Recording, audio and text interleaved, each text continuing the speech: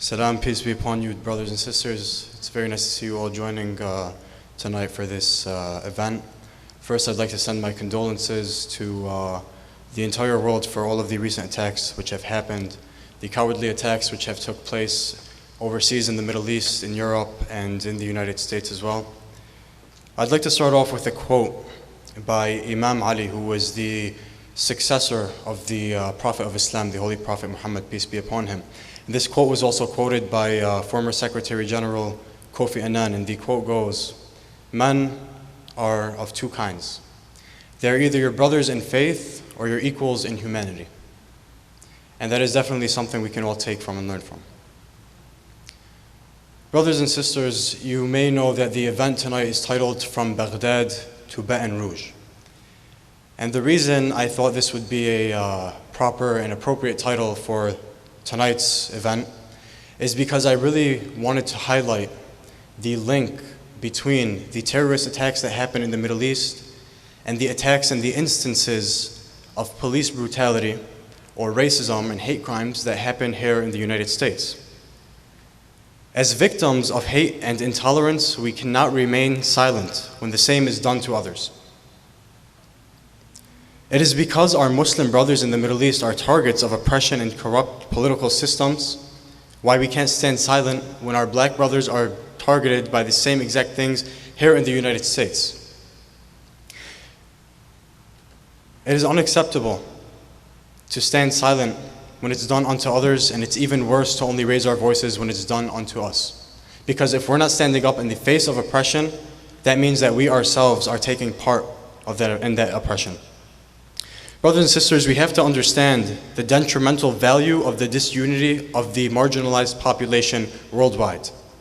Because we see that the victims of terrorism and cowardly attacks and corrupt elements of government systems in the Middle East are the same exact victims of these things, these hate crimes, this racism, this discrimination that's happening here in the United States. And we don't really realize it at first on the surface. You think, how could we compare a bombing, a suicide bombing in the Middle East, to an instance of police brutality that happens over here in the United States?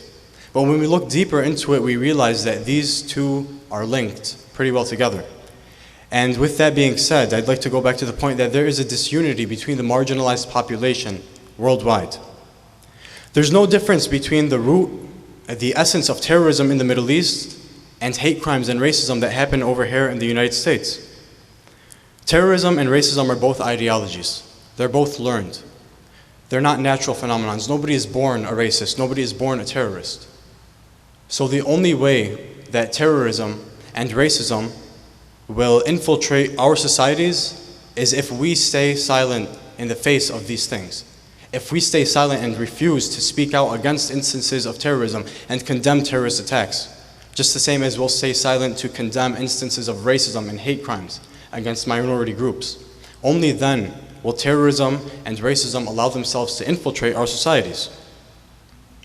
As I said, these ideologies go hand in hand. We see the link between these two ideologies, between the two people, the racist and the terrorist. A racist doesn't differentiate between a black man or an Arab or a Muslim, because in the mind of a racist, a minority is a minority, and nothing more. Whether consciously or subconsciously, a racist believes that a minority is inferior to them. And this is the same exact concept for terrorists. Right now we have ISIS, who is notoriously claiming attacks worldwide, in the Middle East, in Europe, in the United States, all around the globe. And what does ISIS stand for? The Islamic State is the abbreviated name. Well, if ISIS is so Islamic, why are they constantly attacking people in the Middle East? Now, obviously, we condemn attacks that ISIS carry out against any people, anywhere in the world. But doesn't it only make sense that a group that calls themselves an Islamic State and the representatives of the religion of Islam and the Muslim people around the globe would not attack Muslim people? Because over 90% of the Middle Eastern population is Islamic. So when ISIS carried out an attack in Baghdad around 2-3 weeks ago, killing nearly 300 people, Who do you think the victims of that attack were? If ISIS really differentiated between religions, they wouldn't be carrying out these types of attacks. Because just like the racist doesn't see someone as a black or a white or an Arab or whatever it may be, a terrorist doesn't see someone as Muslim or Christian or Jewish. They see people in two categories. They only differentiate in these two categories. You either believe in what we believe in or you don't. If you do, you're right. And if you don't, you're an infidel, as they say. That's why ISIS has no problem carrying out attacks against Muslims, against Christians, against Jews. We've seen ISIS attack Muslims and Christians the same way in the Middle East. We've seen ISIS invade Christian villages in Mosul, the north of Iraq, and raid Christian villages, kick Christians out of their homes, force them to either leave or die. And we've seen ISIS do the same exact things in Muslim villages in Iraq and Syria, where they would force people out of their homes, where they would force people to either pledge allegiance to them, to their terrorist organization, or die. And similarly, we've seen ISIS carry out attacks against Christians in Lebanon quite recently. Around a month ago, ISIS carried out an attack against the Christian village of Al-Qa in Lebanon. So obviously, they do not have an issue with attacking a Christian, a Muslim, just as a racist doesn't have an issue targeting a black guy, an Arab guy. If we want proof of this, you can go ahead and pull up the news article of the incident when a Sikh temple was attacked, maybe around 2 years ago, when a gunman went. Over here in the United States, this isn't in the Middle East, this is here in the United States, where a gunman went to a Sikh temple and he attacked members of that congregation and killed some of them because they thought they were Muslims. Because in the mind of a racist, there's no differentiation. You are either me or you're not me. And that's how it is. And if we refuse to stand up and remain silent to these things, they will continue to infiltrate our society. So now we have to realize when the oppression is happening to the same people in the same society. Because we've talked about the same oppression happening to people in the Middle East and the United States. But then let's break it down. Let's bring it closer together here in the United States. The United States is the most diverse nation in the world. There is no country you can find on the face of the earth that is more diverse than the United States. The sister read in my bio before she introduced me that I have the privilege, I believe, and I believe we all have the privilege of being exposed to so many different cultures and races and religions and backgrounds over here in the United States. Because there's really no other country in the world where you can meet, 20 different people from 20 different nations all in the same day. So over here in the United States, especially in Metro Detroit, we have a very large Arab Muslim population. And we also have a very large black population.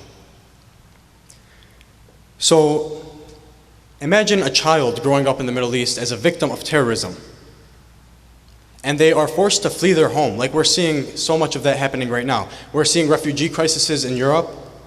The United States has pledged to accept some refugees from Syria.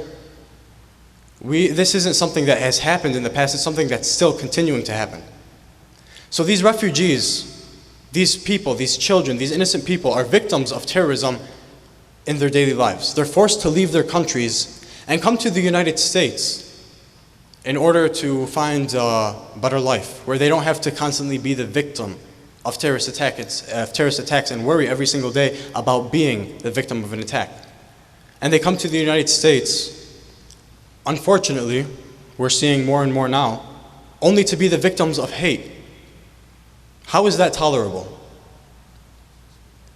How can we claim to be the land of the free when we have a history of intolerance and hate geared towards minorities, and the tradition is still kept alive today? But that doesn't apply to one group. That doesn't apply to one specific race or ethnicity that's keeping this racism and hate and intolerance going. This applies to everyone. And I'll take this opportunity to speak a bit right now. Personally, we see a lot, especially coming from an Arab and Muslim background, I see a lot of failure to speak out when these things happen towards other minorities, towards other groups. Why can I be so quick to jump up and protest for the Palestinian people, or the Lebanese people, or the Iraqi, or Syrian, or Muslim, or Arab, or whatever people it is. But when my black brothers over here in the United States are being killed unjustly, when they're the victims of police brutality, when they're victims of hate and discrimination, I remain silent? How is that at all tolerable?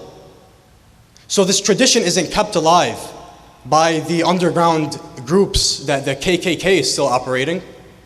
This tradition isn't kept alive by hardcore Donald Trump supporters. This tradition is kept alive even by members of the marginalized population who do not realize and understand that there's a gap we need to bridge. Because if we don't come together to stand up for one another, we're going to continue to fall apart, and this tradition will keep on continuing. The tradition of terrorism, the tradition of racism, of hate, of intolerance. The only way we will succeed in overcoming the hate and injustices which marginalized populations are faced with is if we are to unite as the members of the marginalized population and raise our fists in the face of this cancer which has become our reality. Brothers and sisters, going back to the topic specifically of terrorism, we are here today to commemorate all of the victims who have lost their lives to cowardly attacks in the United States, Middle East, Europe, all around the world. Something I'd also like to speak out against was the attack on the police officers in Dallas not too long ago. Obviously, the nation, this entire nation has been on edge, for lack of better terms, after the recent killings of 2 innocent black men in the past month. But when a person goes and tries to take vengeance against police officers who have absolutely nothing to do with that, and starts attacking them and killing them one after the other, wouldn't we consider this an act of terrorism? Why is it only an act of terrorism if ISIS claims the attack? We have to recognize the situation we're dealing with. Terrorism is terrorism, racism is racism, hate is hate. Violence is violence, and violence begets violence. We can't stay silent in the face of these types of things, especially when it's coming from minorities themselves. Because as I said, how it's unacceptable for us to stay silent in the face of these things because we face it ourselves, it's also for us to stay silent when minorities themselves are carrying out these acts, because nobody is fully innocent. There's no group, there's no population that doesn't have a black sheep. Brothers and sisters, I thank you all for giving me the opportunity to speak with you tonight. I send my sincerest condolences once again to the victims of the attacks worldwide. And I pray that we can recognize the gap between the marginalized population. I pray that we can recognize the reality of the situation that we're in. And I pray that we can also recognize that we do have the ability and the power to change this. Because I don't need to speak to a group of thousands. We don't need to broadcast this on CNN. We don't need to take this worldwide. It only takes the members of this audience right now. If each one of us truly takes this to heart and realizes that it's not me, it's us, that'll be the first step into resolving this issue, into uniting the marginalized population worldwide, into standing up against hate and violence and terrorism and attacks, whether it be towards blacks or Arabs or anyone. Once again, brothers and sisters, I thank you very much for the opportunity to speak. Peace be upon you all. Wassalamu alaikum wa rahmatullahi wa barakatuh.